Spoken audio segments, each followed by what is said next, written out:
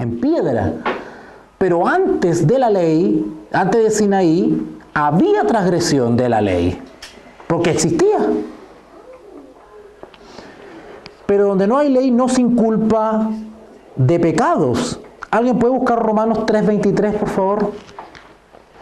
Ya como ustedes ya están habituados, son capos, vamos a empezar a ir para allá y para acá con los textos. Vamos a poner un poquito de dificultad al estudio ahora. Ha estado muy facilito hasta el momento. Vamos a subir el nivel. Ya, dale nomás, Felipe. 23, ¿cierto? Sí, Romanos 3:23. Por cuanto todos pecaron y están destituidos de la gloria de Dios. ¿Sigo? ¿El 23 no? Sí. Ah, ya, perfecto. Por cuanto todos pecaron. ¿Pecaron los que bebían antes de Sinaí? Sí, lo está diciendo el texto. Todos pecaron. Está aclarando estas cosas Pablo porque va a meter a Adán. Entonces lo está preparando. Porque de Adán hasta Sinaí, ¿había pecado? Sí. ¿Había transgresión de la ley? Sí. ¿Existía la ley? Sí, eso es lo que quiere probar Pablo. Versículo 14. No obstante, reinó la muerte. Claro, la paga del pecado es reinó la muerte desde Adán hasta Sinaí. Aún en los que no pecaron a la manera de la transgresión de Adán, el cual es figura quiere decir símbolo, tipo, del que había de venir. ¿Quién es el que había de venir? Cristo. Quiero leer otra vez el texto, porque de ahí en adelante, tú sabes que Pablo ya les dije, se empieza a complicar. No obstante, reinó la muerte desde Adán hasta Moisés. Otro texto que prueba que la ley estaba vigente, que había transgresión. Reinó la muerte desde Adán. Reinó la muerte, aún en los que no pecaron a la manera de la transgresión de Adán. ¿Qué querrá decir eso? ¿Algo lo entendió? Aún en los que no pecaron a la manera de la transgresión de Adán.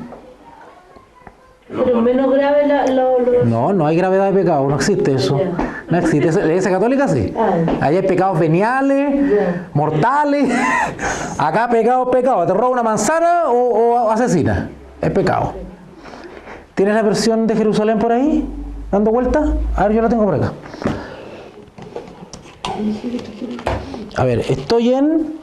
Ya, dícteme. Romano 5:14. Perfecto. Vamos a la Biblia de Jerusalén entonces para que nos aporte algo de luz. ¿Ya? Denle vuelta ahí mientras tanto en la cabeza. ¿Romano? 5:14. Sí, yo sé cuál es, que les digo así para que estén atentos nomás, porque estén enchufados. Ya.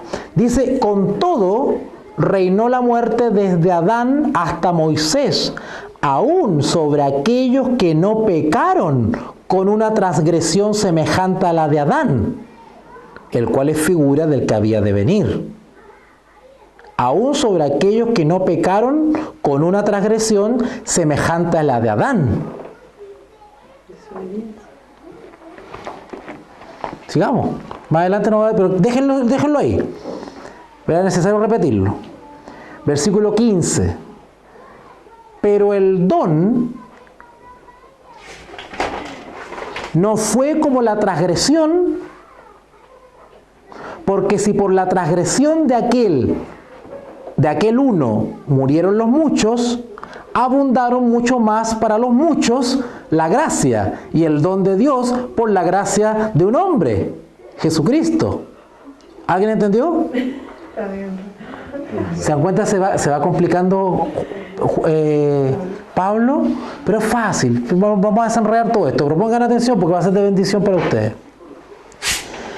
Cuando dice acá, pero el don, fíjense que dice que Adán, en el versículo 14, dice que Adán es símbolo de ¿quién? Del que había de venir. ¿Quién es ese? Jesús. Perfecto. Pero el don, dice, no fue como la transgresión. ¿A qué se refiere con transgresión? El pecado. Violación de la ley, transgredir. Pero el don, ¿qué es el don ahí? La gracia de Dios. El regalo. Exactamente. Exactamente. La gracia quiere decir el perdonazo, la reconciliación, el don, algo que no merecemos por la transgresión. Dice, pero el don no fue como la transgresión. Pongan atención ahora. Porque si por la transgresión o desobediencia o violación de aquel uno, ¿quién es aquel uno? Adán, murieron los muchos, abundaron mucho más para los muchos, o sea, los transgresores, ¿la qué? La gracia y el don de Dios. Ese don es el don de la justicia, el perdón, la justificación. La gracia de Cristo impartida al pecador, al transgresor, al violador.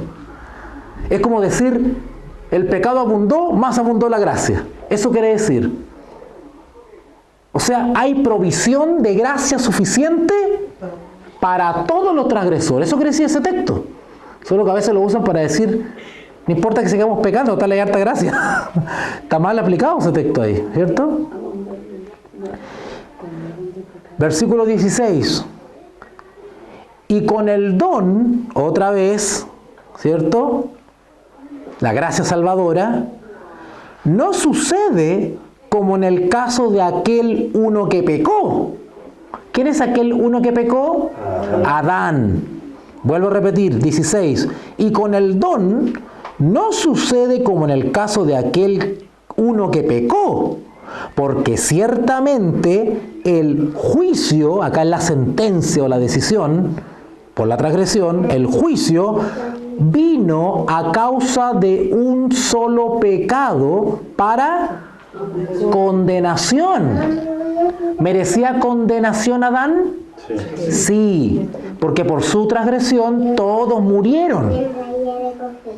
Pero el don, otra vez, vino a causa de muchas transgresiones para justificación. Esto es lo mismo que este trabalengua, es lo mismo que decir, porque de tal manera amó Dios al mundo que envió a su Hijo, para que ninguno perezca, sino que todos procedan a la justificación o al arrepentimiento.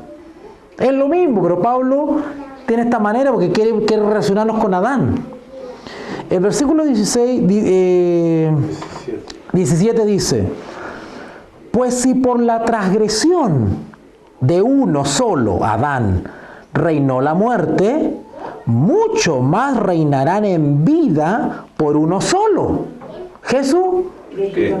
El paralelo es el siguiente: por uno recibieron la muerte y la condenación todos, pero también por uno recibieron la gracia y el perdón todos. ¿Se está entendiendo? Sí. Por uno entró el pecado, pero el otro entró la reconciliación. O sea, en otras palabras, perdone que lo explique de esta manera, Jesús vino a arreglar el pastel que hizo Adán. Vino a tratar de reencauzar otra vez el plan de Dios. Eso es lo que vino a hacer Jesucristo, a reconciliar lo que el diablo separó. Por eso que cuando se habla del matrimonio se dice, no separe el hombre lo que Dios ha unido. ¿Ah? Luego el versículo 18 dice, así que, como por la transgresión de uno vino la condenación, ¿quién es el uno? Adán. A todos los hombres, de la misma manera, por la justicia de uno, vino a todos los hombres la justificación de vida. Porque si como por la obediencia... Perdón. ¿Te das cuenta que Pablo ahora cambió el vocabulario? Ya no es la transgresión. ¿Ahora qué dice? Desobediencia. Porque así como por la desobediencia de un hombre, ¿quién? Adán. Los muchos fueron constituidos pecadores. Los otros textos dice la muerte. Así también por la ¿qué? Obediencia. Ahí está la clave. ¿Se da cuenta que ha estado hablando de la justificación y ahora metió qué cosa? La obediencia. así también por la obediencia, esa experiencia es parte de la justificación. De uno, ¿de quién? De Jesús, nos dio ejemplo de obediencia. Los muchos serán constituidos justos o justificados. Versículo 20. Pero la ley se introdujo, ¿cuándo? ¿Cuándo se introdujo la ley? ¿Ah? En Sinaí, por ahora está hablando del Sinaí. ¿Ah? Para que el pecado abundase. ¿Qué quiere decir eso? Que el pecado, se introdujo la ley para que el pecado abundase. Ahora vamos a conectar con lo primero que leímos. Pongan atención. ¿Había pecado antes de la ley? Sí. ¿Había transgresión antes de la ley, antes de Sinaí? Sí. ¿Había ley que violar antes del Sinaí? Sí. ¿Pero por qué se introdujo la ley en Sinaí? ¿Qué dice el texto? Léalo de nuevo. Pero la ley se introdujo para que el pecado abundase. Abundase, ¿qué quiere decir abundase? Lo he explicado como 3 veces. Evidencia. Exacto, quede más expuesto, sea más evidente, para que nadie tenga excusa de decir, oh, yo no sabía. Pues ahí está. Oye, y el evento extraordinario de la recepción de la ley en Sinaí fue conocido por todo el mundo antiguo. Si ustedes leen el relato de cómo Moisés recibió la ley, fue una cosa impresionante. ¿Alguien se acuerda cómo fue eso? Cómo sonaban las bocinas, dice, y el pueblo estaba aterrado, habían relámpagos y el Sinaí. ¿Ustedes han visto por YouTube cómo es el Sinaí? Vaya a verse el cerrito ese. Es una cosa, dice que temblaba, llegaba a cimbrar la tierra y la gente entendía que estaba hablando Jehová con Moisés.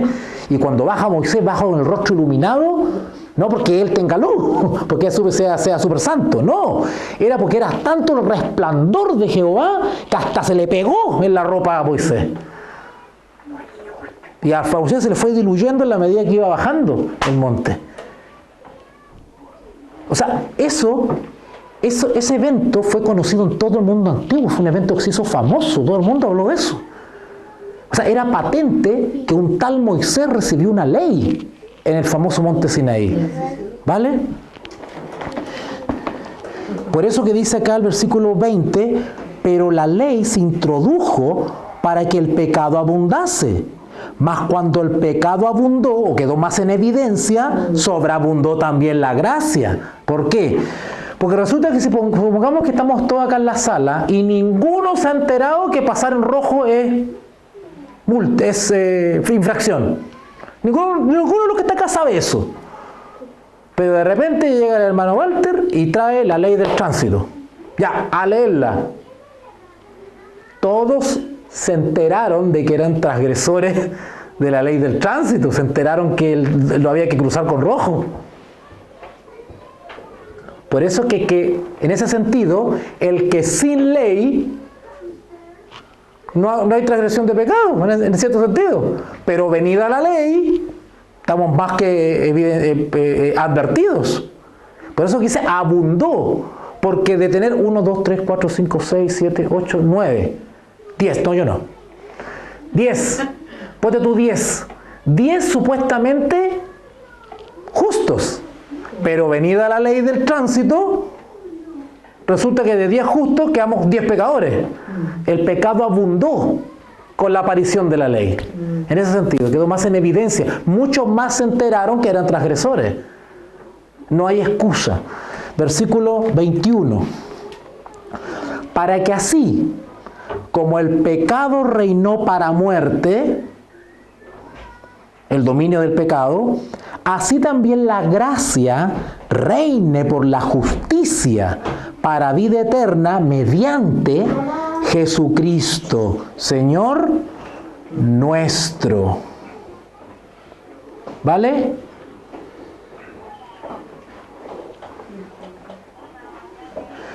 Y pregunta Pablo. Pablo hace una pregunta ahora. En el capítulo 6, váyanse al capítulo 6, versículo 1. Pablo hace una pregunta. Pablo hace una pregunta. ¿Qué pues diremos? Siempre que Pablo explica algo, Luego hace la pregunta, ¿qué pues diremos? ¿Perseveraremos en el pecado para que la gracia abunde?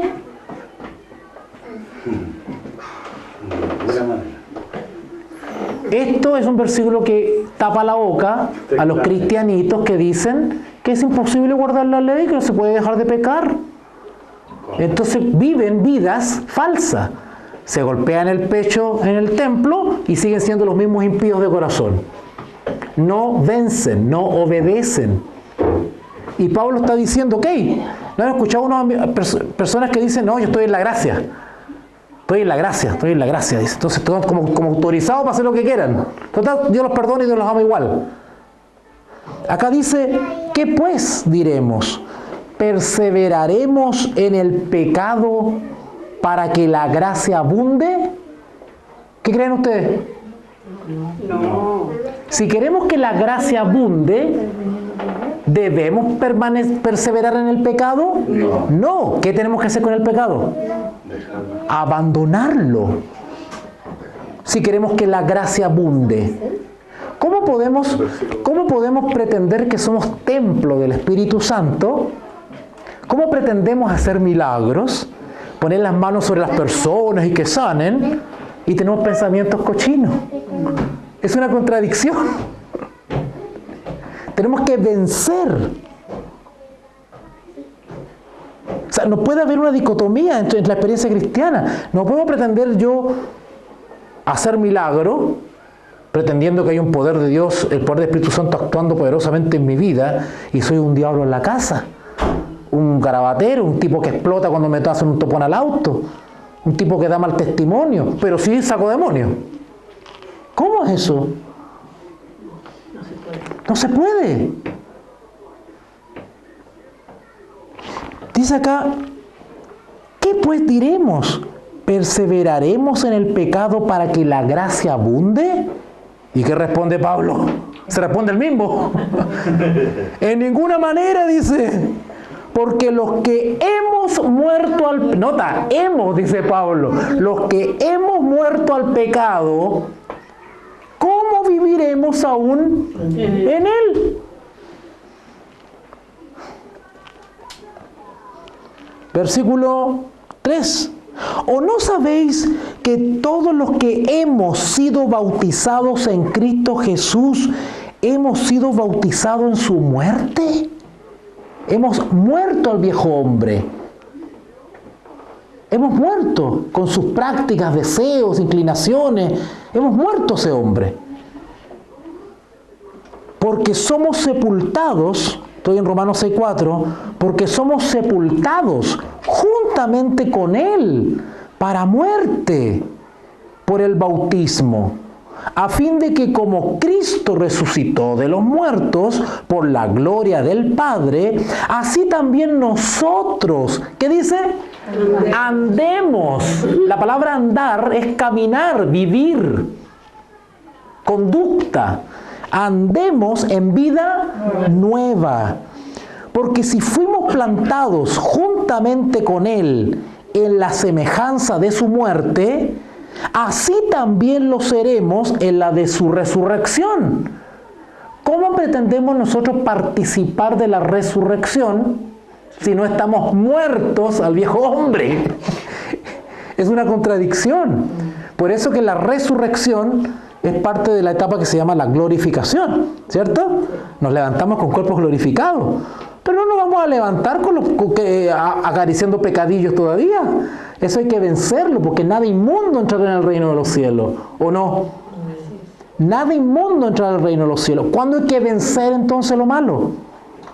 Aquí. Entonces, ¿de dónde han sacado la idea que cuando Cristo venga nos va a transformar?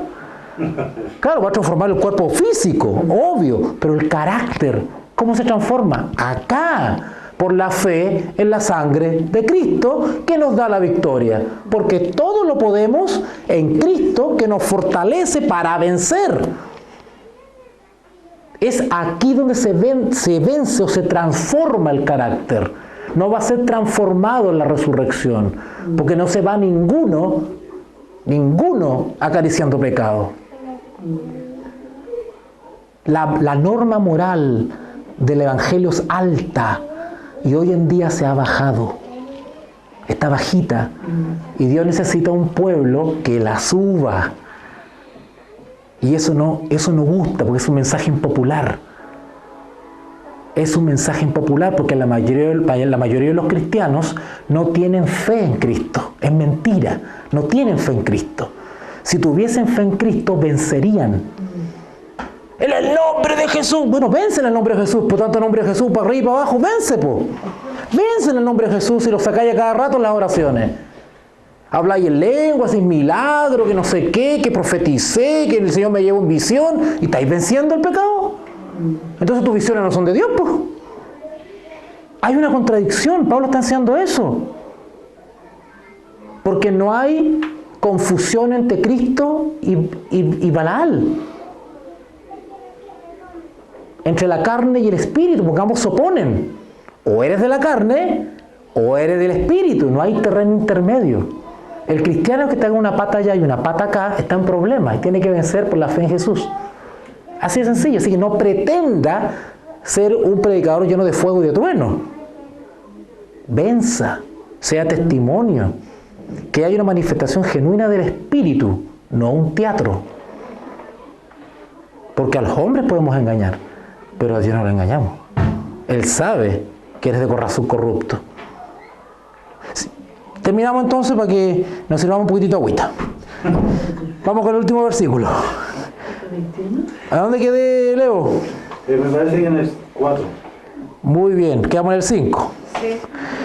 Porque si fuimos plantados juntamente con Él en semejanza de su muerte, así también lo seremos en la de su resurrección, sabiendo esto, que nuestro viejo hombre fue crucificado juntamente con Él, para que el cuerpo del pecado, o sea, la naturaleza caída, sea destruido, a fin de que no sirvamos como esclavos más al pecado. Este es un llamado poderoso de Pablo a ser santo.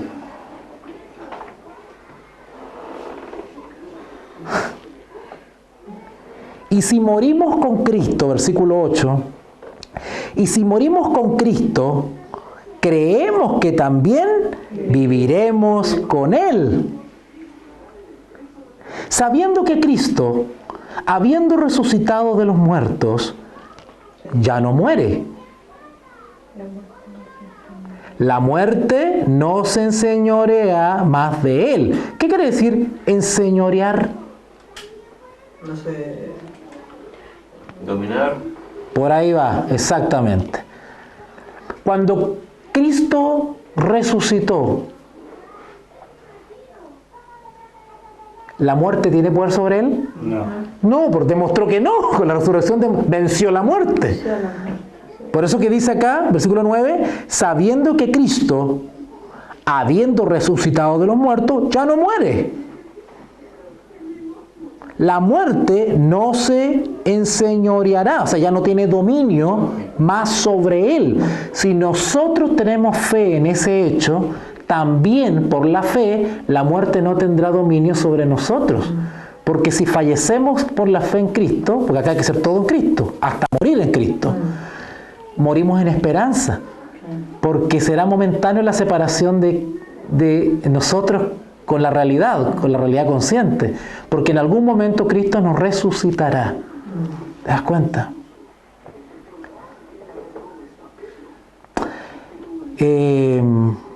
Terminamos entonces con los versículos que siguen. Como ustedes ya están agarrando rápido, se dan cuenta que ya no estamos avanzando, ¿eh? Porque en cuanto murió, al pecado murió, una vez por todas. Mas en cuanto vive, para Dios vive. ¿Qué quiere decir eso? Al pecado murió. Porque en cuanto murió Jesús, al pecado murió. Ese al pecado murió quiere decir por nuestros pecados. ¿Ya? Correcto. venció nuestros pecados. Exacto. Tiene que ver otras versiones, van a ver ustedes que se arregla. Pasa que Reina Valera tiene unas expresiones medias, pero conociéndola ya se hace fácil la lectura. Porque en cuanto murió, al pecado murió. Una vez. Por todas. Mas en cuanto vive, resurrección, para Dios vive. Así también vosotros, nota cómo va haciendo el paralelo, habla de Cristo y su experiencia, después, y nosotros, y también nosotros, consideraos muertos, ¿en qué sentido? Al pecado, pero vivos para Dios en Cristo Jesús. ¿Qué quiere decir que tenemos que considerarnos muertos para el pecado? ¿Qué es eso? Considerarse muerto para el pecado. ¿Qué quiere decir eso? ¿Haber dejado el pecado? Que debemos vivir una vida en obediencia. Una vida más. Por ahí va, muertos al pecado. ¿Qué quiere decir? Porque Cristo venció, ¿o no? El muerto, cuando está muerto, ¿habla? No. ¿Respira? Lo puedo insultar y el muerto no me va a responder. Y no va a pecar tampoco. ¿Ok? Tenemos que ser así frente al pecado. Indiferente. Exacto. No tener ninguna reacción, no obedecer a sus estímulos. Matar la carne. Crucificad la carne con sus deseos y pasiones. Cuando eso venga a la mente, hay que inmediatamente rechazarlo. La intención. La sugerencia, el pecado me seduce, ¿me es cierto? Perfecto. Porque puede ser una sugerencia externa, un estímulo externo, o puede ser un estímulo interno. Porque yo durante el día veo y escucho muchas cosas. Y cuando estoy solo y tranquilo, eso viene a la mente. Y comienzo a acariciar lo que yo he visto y lo que he escuchado. Y si le viene la intención a uno de robarse algo, pero se arrepiente. ¿Cómo? Si te viene el deseo de Una robar, cosa así de, ya, sacar, voy a la feria, voy a levantar una manzana. ya eso es robar. Eso es Claro. violación de la ley, transgresión. Pero, Tienes que frenarlo antes. claro, Tienes que reaccionar antes. Pero Tienes que reaccionar antes. ya, no concreta eso. No lo concreta. ¿Sí? Pero está. Correcto. Eso está. Correcto. Ahora, ¿cómo lo eliminamos? Pidiendo perdón. Porque Habla con Dios y pídele perdón por tu deseo, por tu intención de robar. No lo concretaste, pero lo deseaste y lo deseas. te viene esa... Es lo mismo que el adulterio. No me acuesto con la mujer, pero la deseo. Y si yo sigo albergando el deseo, comienzo a planear que se dé la situación. Comienzo a accionar para concretar el deseo, porque acaricio el deseo. Y el deseo se puede acariciar por años. Y en cualquier momento, en un momento de debilidad, el diablo nos hace la mala pasada, porque ya está el deseo. Y como el diablo y sus demonios no se observan, ya te conocen. Sabe lo que tú haces en secreto, cuando nadie te ve, un ser humano te ve. Sabe lo que ves por la pantalla. Sabes qué cosa miras. Los demonios están tomando nota. Te conocen. Los demonios no tienen la mejor radiografía. Conocen toda nuestra conducta. Saben con qué cosas nos estimulamos, con qué cosas no. Saben qué cosas nos llaman la atención. ¿Qué pasa aparte cuando dice la palabra que cuando uno ya ha mirado a una mujer y la ha codiciado, ya ha adulterado? O sea, ya no es que uno la esté mirando, no ya adulteró ya. Correcto, porque el pecado no solamente está en hacerlo, sino que en desearlo. Es más profundo que la sola transgresión. Y eso le pasaba a los fariseos. Los fariseos creían que con una abstención externa del pecado estaban bien, pero por dentro eran corruptos. Cristo apuntaba a la pureza del corazón. Y de hecho todo el mensaje bíblico es ese. Apunta a la pureza del corazón. Yo te digo una cosa, si tú ves todos los días que aparece una araña por esta pared, ¿solucionas el problema matando a la araña todos los días? Tienes que buscar la fuente de donde están saliendo las arañas para taponear el nido. Tienes que ir a la fuente, y la fuente es el pensamiento. En la mente se generan los pecados, en la mente. No sacamos nada con abstenernos. ¡Ay! Viene esa chica. ¡Pum! Miro para allá. Sí, pero la deseo. Porque estando en el pleno momento de debilidad, voy a buscar encontrarme con ella de nuevo. Ese es el tema, seamos honestos con nosotros mismos y con Dios. Acá el tema es no dejar de pecar cuando nos ven. Hay que dejar de pecar cuando estamos solos. Ser honestos en conciencia para con Dios. Eso es temor a Dios. Temer a Dios creyendo que Él me ve todos los días. Cuando yo estoy solo, ningún ser humano me ve, me está viendo Dios. Me están viendo los ángeles. O sea, la integridad del creyente tiene que ser a toda prueba, aún solos. Solo. Cuando el pecador cree que espera pecar cuando no hay ningún ser humano, se engaña a sí mismo. Porque él es una carta abierta al universo, él no puede escapar del escrutinio de Dios, sobre todo el creyente. Ni siquiera hablemos de los impíos. Los creyentes que pecan a escondidas se engañan a ellos mismos, porque Dios lo está observando. Y es más, está anotando todo para el día del juicio. Esto es súper profundo, la integridad de la cual habla Pablo. ¿Ya? Terminamos nosotros, porque quedan 3 versículos, terminamos con eso. Dice el versículo 11. ¿En 11? Sí. Mira el consejo de Pablo, mira qué lindo Pablo. No reine, pues, el pecado. No reine, no gobierne, no domine. Que el pecado no nos domine. No reine, pues, el pecado en vuestro cuerpo mortal. De modo que, ¿qué? Que lo obedezcáis en su concupiscencia. Obedecerle al pecado, ¿qué es lo que es eso? Ser esclavo del pecado. ¿Y aquí vino Cristo? A liberarnos de la esclavitud, a dar vista a los ciegos, a desatar las cadenas, romper las cadenas. ¿Te das cuenta? Si nosotros perseveramos, aún siendo cristianos, y perseveramos en lo malo, somos esclavos, no somos libres. Dice acá el versículo 13, creo que era. Sí. Ni tampoco presentéis vuestros miembros al pecado. Note el término, presentar. Claro. El súbdito, hablando de reino, el súbdito presenta a su amo. Presenta obsequios, dávidas a su rey. Nosotros, al ceder al pecado, somos esclavos, súbditos del pecado. ¿Y qué cosa le ofrecemos al pecado? Nuestro cuerpo, para que el pecado nos domine y haga lo que quiera con nosotros. Ni tampoco, versículo 13, presentéis vuestros miembros al pecado. Cuando dice miembro es cuerpo. Pecado como instrumentos de iniquidad, de maldad. Si no presentaos, otra vez presentaos, noten que el versículo 13 dice 2 veces presentaos. Y eso presentado tiene que ver también con ofrenda. ¿A quién le damos ofrenda? ¿A quién le entregamos nuestro cuerpo? ¿Al Espíritu Santo para que Él haga con nosotros o al pecado?